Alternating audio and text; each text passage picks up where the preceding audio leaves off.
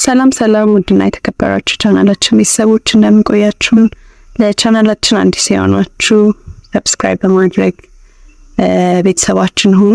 ቪዲዮቻችንን ስትከፍቱ ላይክ እና ሼር ማድረጋችሁን አትርሱ። ዛሬ የምናቀርብላችሁ የእንቁላል 6 የጤና ጥቅሞችን ይሆናል። እንቁላል በርካታ የጤና በረከቶች ያሉት ሲሆን የሚከተሉት እንግዲህ እኛ በዛሬው ቪዲዮ ያዘጋጅነንላችሁ ጥቂቶቹ ይሆናሉ ማለት ነው። የመጀመሪያው ለአእምሮ ጤንነት አስፈላጊ ነው። እንቁላል ክሎሪንን ለአእምሮ በመመገብ ጤንነቱን ይጨምራል ወይም ደግሞ ይጠብቃል። ክሎሪን መልእክት አስተላላፊ በመሆንም ያገለግላል። በእንቁላል አስኳል ውስጥ የሚገኙ ፎሌት የተባለው ንጥረ ነገር የነርቭ ሴሎችን በመጠበቅ አእምሮ ተግባሩን በትክክል እንዲወጣ ያደርገዋል። ሁለተኛ ለጡት ካንሰር የመጋለጥ እድልን ይቀንሳል። የተለያዩ ጥናቶች እንደሚያሳዩት በሳምንት ቢያንስ 6 እንቁላል መመገብ በጡት ካንሰር የመጋለጥ እድላችንን በ44% ይቀንሳል። ሶስተኛ ለአይን ጤንነት ይጠቅማል። 2 ካሮቲኖይድ ሉቴን እና ዜክሳንቲን የጠራ እይታ እንዲኖረን እና እይታችን ጤናማ እንዲሆን ይረዱናል። እንቁላል ተመጋቢ ከሆኑ ከካታራክትና ከፀሐይ ጎጂ ጨረር ከመጋለጥ ይከላከልልዎታል ማለት ነው። አራተኛ የፀጉርና የጥፍር ጤንነትን ለመጠበቅ በሰልፈር ወይም ደግሞ ድኝ የበለጸገ አሚኖ አሲድ በእንቁላል ውስጥ ይገኛል። የጥፍር ጤንነትና ጥራትን ይጨምራል።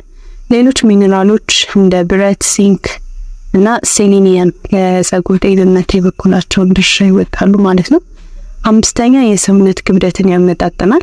የሰውነት ክብደታቸውን መጨመር የሚፈልጉ ሰዎች እንቁላል ትክክለኛ ምርጫ ሲሆን በፕሮቲን ይዘቱን በጣም የበለጸገ ነው።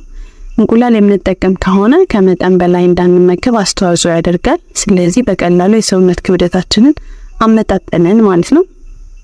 ስድስተኛ አጥንታችን ጠንካራ እንዲሆን ያደርጋል።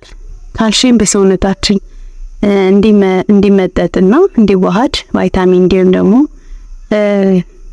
ቫይታሚን ዲ በጣም አስፈላጊ ነው። እንቁላል ከፍተኛ የቫይታሚን ዲ፣ ፎስፈረስ እና ካልሲየም መጠን አለው። እነዚህ በአንድነት በመሆን የአጥንት ችግርን ይከላከላሉ። እንግዲህ በዛሬው ቪዲዮ ስለ እንቁላል የጤና በረከቶች የተወሰኑትን አቅርበንላችኋል። በእርግጥ ከዚህም በላይ እንቁላል እጅግ ለጤና ጠቃሚ እንደሆነ ይታወቃል። ቪዲዮቹን ስለተከታተላችሁን እናመሰግናለን።